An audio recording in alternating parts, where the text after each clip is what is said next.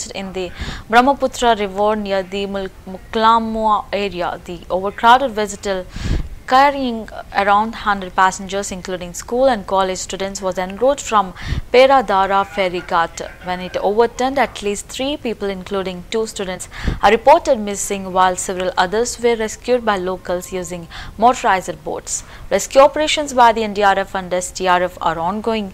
The incident has raised serious concerns over safety lapses as the boat lacked life jackets and was reportedly operating with a non-marine engine.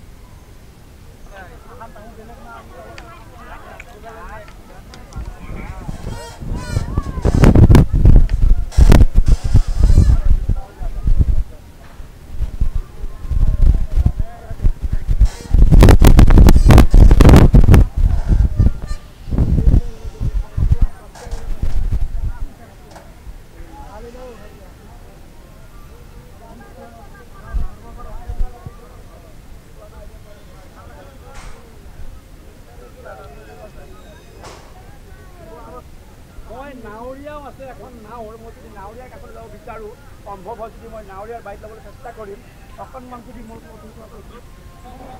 আৰক্ষী নিৰাপত্তাৰক্ষী আছে সেই নিৰাপত্তাৰক্ষীসকলে নৈৰ বুকুত উদ্ধাৰ অভিযান